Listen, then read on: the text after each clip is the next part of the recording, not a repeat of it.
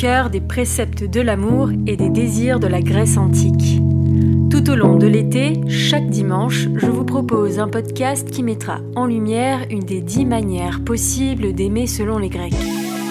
Les Grecs ont cherché à comprendre et surtout à expliquer ce que pouvait être l'amour et comment les humains pouvaient vivre, voire incarner ce sentiment. Dans cette série de podcasts, chacun de ces concepts sera personnifié et raconté par le psychanalyste et sexothérapeute Alain Héril. Une création de Morgane Beauvais. Aujourd'hui, nous allons parler du premier degré de l'amour qui s'intitule porneia. Agencé par le théologicien Jean-Yves Leloup, le concept de porneia se veut être une des 10 manières possibles de vivre l'amour d'après les Grecs. Ce mot est issu de la racine grecque de pornographie, que l'on peut aussi qualifier d'amour dévorant. Imaginez que cette forme d'amour puisse incarner un être humain. D'après vous, quelle personne serait-elle ? À qui ressemblerait-elle ? Je vous propose de rencontrer cet amour, ici personnifié par mon acolyte Alain Héril.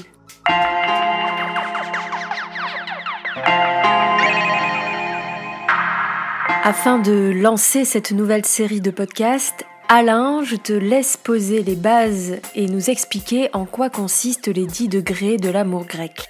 Alors, dans la Grèce antique, la question de l'amour, elle était très présente. Elle est présente chez plein d'auteurs.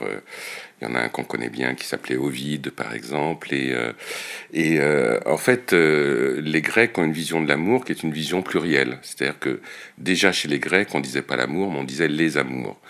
Et ce qui fait que les Grecs, dans leur réflexion, ont proposé, à travers des personnages de la mythologie ou à travers des concepts mythologiques, ont proposé 10 manières différentes de concevoir l'amour, de vivre l'amour également. Et ces 10 manières dont on va parler, ce sont des étages de l'amour. Et avec l'idée qu'à l'intérieur de nous, nous avons toutes ces formes d'amour qui sont présentes, qui vont s'activer en fonction des situations, en fonction des expériences, en fonction des formes de désir que l'on va avoir aussi. Et donc, on peut avoir une vision qui est une vision par degrés, c'est-à-dire qu'il faut monter ces escaliers au fur et à mesure pour partir du premier degré pour arriver au 10e. Mais personnellement, j'ai une vision qui est plus kaléidoscopique, avec l'idée que tout ça est en nous et que ça s'entremêle, ça dialogue. Et donc, il y a cette profusion d'amour en nous. Et ce qui me paraît important à dire, c'est que justement, ça nous aide, nous, à l'époque contemporaine, à mon sens, parce que beaucoup de personnes que j'en rencontre sont enfermées dans l'idée que l'amour, c'est une seule vision, c'est une seule manière de concevoir les choses. Et dès qu'on va chez les Grecs, on s'aperçoit qu'ils proposent quelque chose de plus ouvert et, à mon avis, qui crée de la liberté et qui fait en sorte de ne pas s'enfermer dans une forme d'amour qui serait l'amour absolu, mais de naviguer dans les mondes des amours. Et ça, c'est riche de liberté et c'est aussi riche de créativité. Et ça me paraît important de le souligner.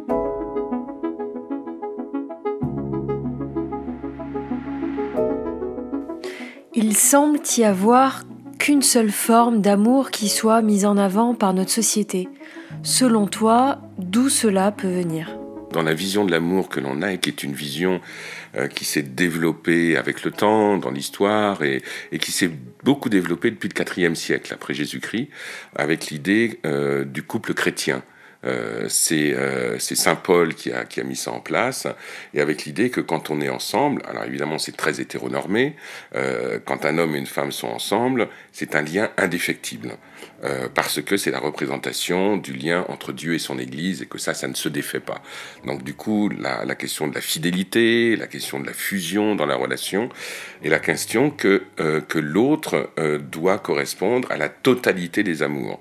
Donc beaucoup de nos contemporains sont encore inconsciemment animés par cette idée-là, et sont dans l'idée qu'il y a une personne qui est celle qui va répondre à toutes nos attentes, donc une vision très très très fusionnelle de l'amour, très en lien avec des éléments de fidélité également, d'exclusivité sexuelle. Et en fait, c'est très enfermant comme système.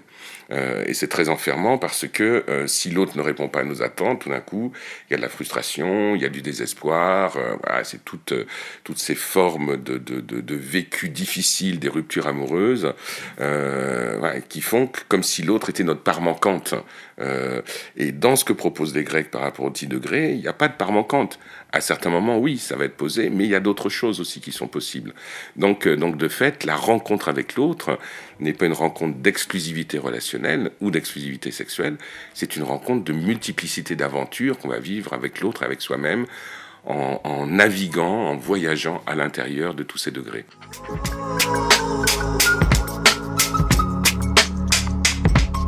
De tout temps, le thème de l'amour a fait couler beaucoup d'encre. Mais j'ai le sentiment que notre vision de l'amour, telle que nous le vivons aujourd'hui, reste très rigide, très binaire, comme s'il ne pouvait y avoir qu'une seule manière de vivre et de ressentir l'amour. Toi, qu'en penses-tu? Et surtout, d'où cela peut provenir? Alors, porneia, oui, c'est la racine de pornographie, mais en même temps, ce degré de l'amour, ce n'est pas que la pornographie, bien entendu. Et pour répondre à ta question, porneia, c'est déjà quelqu'un qui a faim. Porneia, c'est quelqu'un, un homme, une femme, qui a faim d'amour, qui a faim de rencontre, qui a faim de sexualité, qui a faim pour vivre ses pulsions. Et cette personne-là, si on avait à la représenter physiquement, ben c'est quelqu'un qui s'habille de manière à attirer le regard des autres, de manière à ce que les autres aient envie de la rencontrer, aient envie de venir vers elle, vers cette personne. Et donc il y a quelque chose qui est très impactant par rapport à l'environnement. C'est-à-dire que quelqu'un qui est dans porneia et qui est dans la rue, on la voit, cette personne. On ne peut pas ne pas la voir parce qu'elle fait tout pour être vue, elle fait tout pour attirer le regard et elle fait tout pour affamer les autres parce qu'elle a faim elle-même. Donc il y a vraiment ce système-là qui est un système avec un petit côté presque impudique également. C'est-à-dire que porneia, c'est quelqu'un qui montre une partie de son corps, pas tout son corps. Porneia n'est pas dans la nudité, par exemple. Porneia est dans le fait de porter des choses où on laisse apercevoir un bout de sein, un bout de cuisse. Voilà, il y a quelque chose qui se montre et qui est une manière d'appâter les autres et de dire aux autres, si tu veux voir le reste, viens vers moi et viens me manger et laisse-moi te manger également.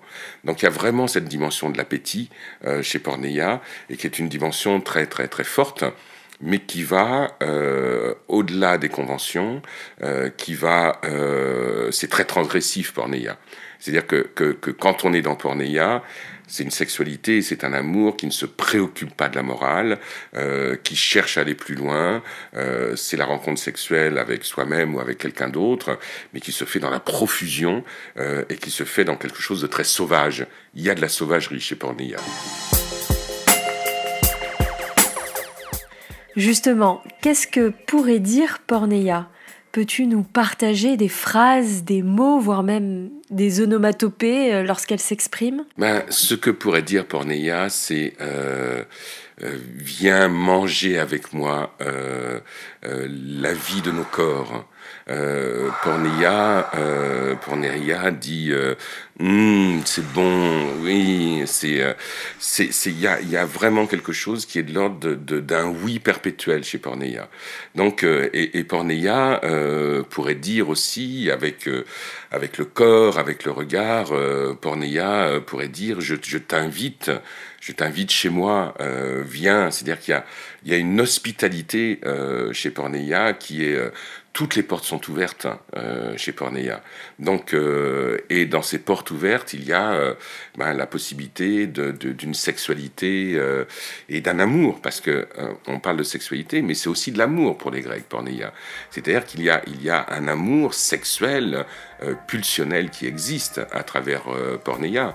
Et porneia, oui, pourrait pourrait dire continuellement, voilà, j'ai quelque chose à t'offrir à manger, mais qu'est-ce que toi tu as à m'offrir à manger? C'est-à-dire qu'il y a une espèce de dévoration mutuelle chez Porneia qui se fait dans la joie, mais aussi avec une petite teinte de morbidité. C'est-à-dire que chez Porneia, il y a le lien entre Eros dont on parlera plus tard, et Thanatos, c'est-à-dire pulsion de vie, pulsion de mort, et les deux sont intimement liés chez Porneia, et avec une fascination également. Il y a beaucoup de masques chez Porneia, par exemple. Porneia peut se présenter masqué également, mais avec des masques tels qu'on voit à Venise, voilà, des très beaux masques, très pleins d'or, plein de couleurs et tout ça. Il y a vraiment cette dimension-là du jeu. Voilà. Et puis Porneia, en même temps, est très inscrite dans la chair, et en même temps, c'est une personnalité flottante. C'est-à-dire que c'est dans la chair, c'est dans le réel, et en même temps, ça flotte. Donc ça joue sur toutes ces ambiguïtés-là.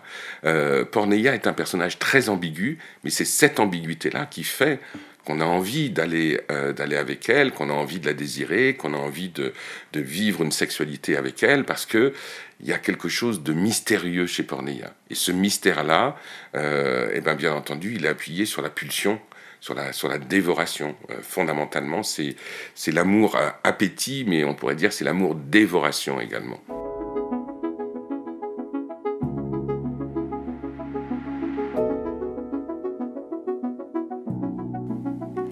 Actuellement, tu nous parles de Porneia en lien avec les autres. Mais comment vit et se comporte Porneia en étant seule dans l'intimité avec elle-même?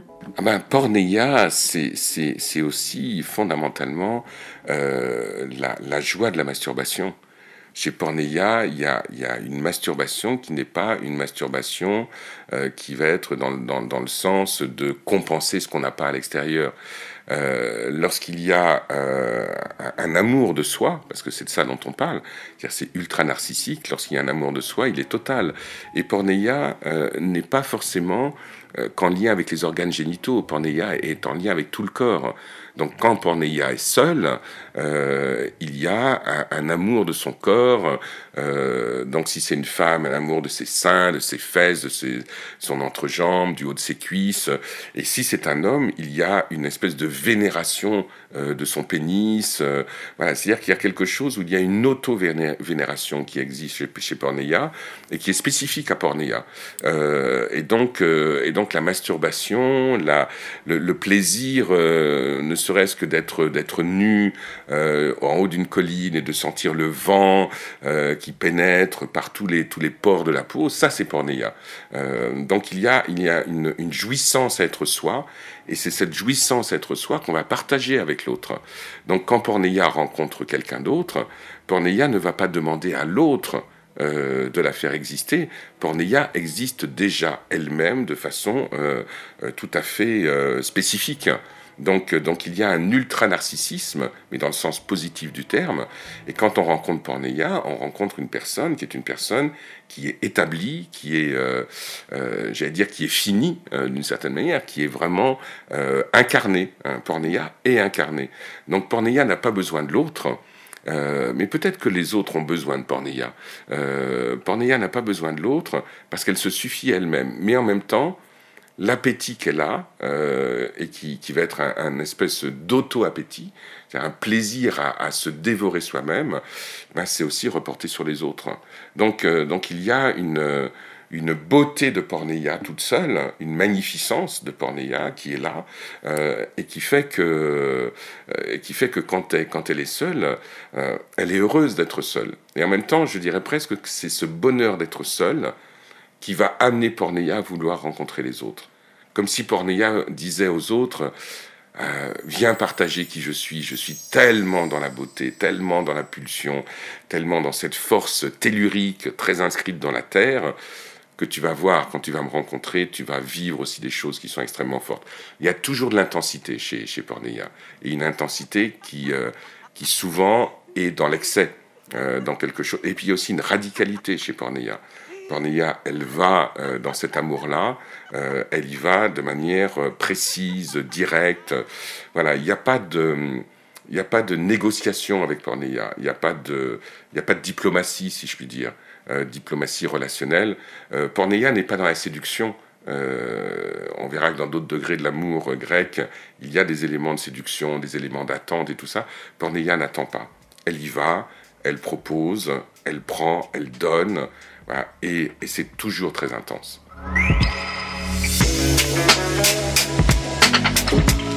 Porneia, après avoir été seule, rencontre les autres. Comment ça se passe ? C'est la fête. C'est la fête. Il y a chez Porneia une dimension de fête, une dimension de fête qui est très proche d'un autre dieu grec, qui est Dionysos. Porneia et Dionysos, on est sur des terrains qui sont similaires. Dionysos, c'est le dieu du vin, c'est celui qu'on appelle Bacchus chez les Romains. Donc chez Dionysos, il y a une volonté d'être dans la fête continuelle, et puis dans une fête qui est une fête qui dure, qui s'éclate, et tout ça. Et Porneia, quand elle rencontre les autres, elle leur propose la fête d'emblée. Elle leur propose pas. Porneia est la fête. Donc quand on rencontre Porneia, c'est pour faire la fête avec elle. Et donc chez Porneia, il y a cette rencontre-là, il y a cette proposition de rencontre qui est allons faire la fête ensemble, jouissons ensemble. Donc pour Porneia, voilà, le fait de faire l'amour à plusieurs, c'est logique, il n'y a pas de souci. Voilà, Porneia ne recherche pas le lien privilégié avec quelqu'un d'autre. Porneia recherche le lien privilégié avec les autres. Donc il y a une dimension festive, collective chez Porneia, comme on a chez Dionysos également. Les Grecs mettaient en place des fêtes qui s'appelaient les fêtes dionysiaques, en honneur à Dionysos. C'était des énormes partouzes où on buvait, où on mangeait, où on faisait l'amour, voilà, sans restriction. C'est ce qu'on a encore maintenant dans certains carnavals, dans certains pays du monde, et puis un petit peu en France, avec le carnaval de Dunkerque, par exemple. Il y a cette espèce de profusion, et puis il y a un côté un peu fou chez Porneia. Et cette folie, elle a envie de la partager avec les autres. Donc si Porneia rencontre les autres, elle leur dit venez faire la fête, soyons fous ensemble, et puis ne mettons pas de restrictions à notre rencontre. S'il faut que ça soit sexuel, ça sera sexuel. S'il faut que ça soit des caresses, ça sera des caresses. Tout est possible chez Porneia.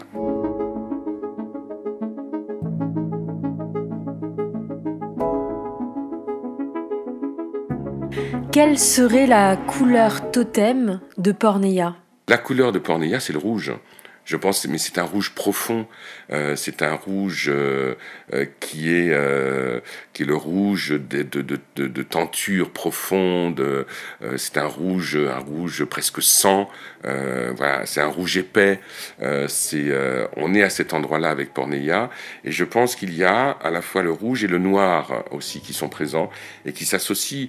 Et là, si on imagine la maison de Porneia, c'est une maison où il y a des tentures rouges, bien sûr, mais où il y a aussi du noir qui est présent, il y a de l'obscurité, il y a du clair-obscur, voilà, on est dans ces ambiances-là, qui sont des ambiances à la fois feutrées, mais en même temps au niveau des couleurs qui sont des couleurs très directes. Il n'y a pas de pastel chez Porneia.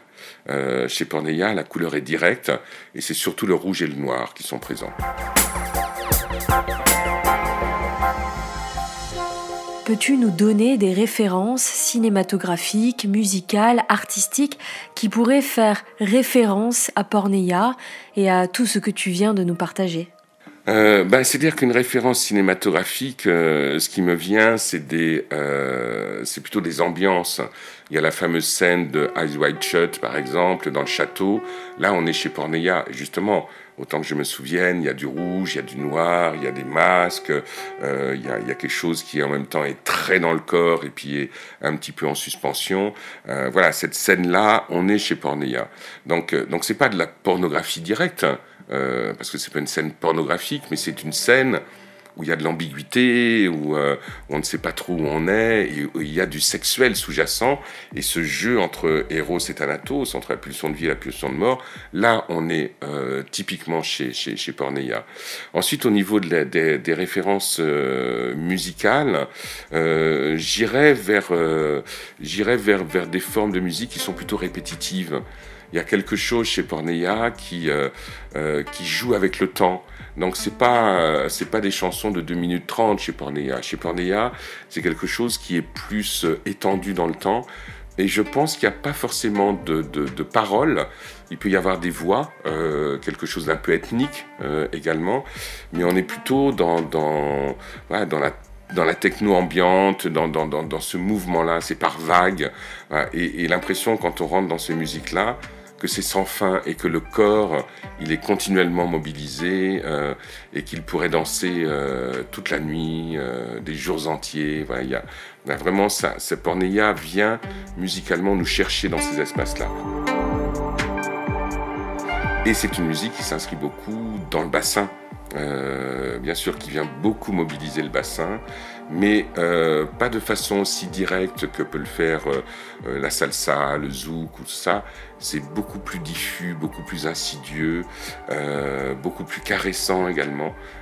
Donc il y a une subtilité chez Porneia.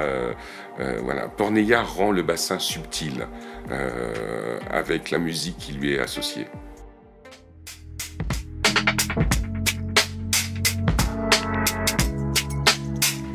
Alain, souhaites-tu rajouter autre chose pour clôturer ce sujet, pour clôturer ce podcast ? Je pense que je dirais ça à chaque degré. J'aime beaucoup Porneia, j'aime beaucoup ce degré chez les Grecs, mais je pense que je le dirais à chaque degré. C'est-à-dire qu'à chaque fois, il y a quelque chose qui raconte de nous-mêmes. Et je trouve vraiment très intéressant cette dimension kaléidoscopique qu'il y a chez les Grecs. Et ce que je pourrais rajouter, c'est n'ayons pas peur de Porneia. Parce que Porneia peut de par le jeu qu'elle peut mettre en place, notamment avec des éléments un peu de pulsion de mort, elle pourrait faire peur, Porneia. Avec Porneia, on est aussi un peu du côté du shibari, par exemple. On est sur quelque chose qui associe la sexualité avec du rituel, avec de l'attachement, avec des cordes, avec des masques, éventuellement avec des fouets. On est dans ces univers-là. Mais ce que j'aurais tendance à dire, c'est n'ayez pas peur de Porneia. Porneia ne vous veut que du bien, parce que Porneia veut vous aider à dépasser vos limites et à regarder de l'autre côté du mur. Et de l'autre côté du mur, c'est encore vous-même, c'est encore nous-mêmes. Et donc, Porneia nous amène dans des espaces où il y a de l'inconfort. Mais si on ne prend pas de risque, si on ne rentre pas dans ces espaces inconfortables, je ne pense qu'on ne se rencontre pas vraiment. Et c'est le projet de Porneia, de nous amener à vraiment nous rencontrer dans des espaces les plus obscurs, mais on sait bien que là où il y a le plus d'ombre, c'est là où il y a le plus de lumière. Dites-nous si vous vous reconnaissez dans ce concept et où le persona que nous a décrit Alain. Et rendez-vous au prochain épisode pour le prochain degré de l'amour vu par les Grecs. Et quel sera ce prochain degré ? Eh bien, ça va être Potos à ce moment-là. Et donc, on sera dans un autre univers et on va passer à un autre degré avec Potos. Si vous avez apprécié ce podcast, n'hésitez pas à me soutenir et repartager mon travail. Je vous invite à redécouvrir les nombreuses thématiques que j'aborde sur l'intimité, les relations, les pratiques sexuelles en tout genre à travers des témoignages uniques et sans tabou. Ces podcasts sont disponibles sur toutes les plateformes de streaming en cherchant Cinéden Sublime.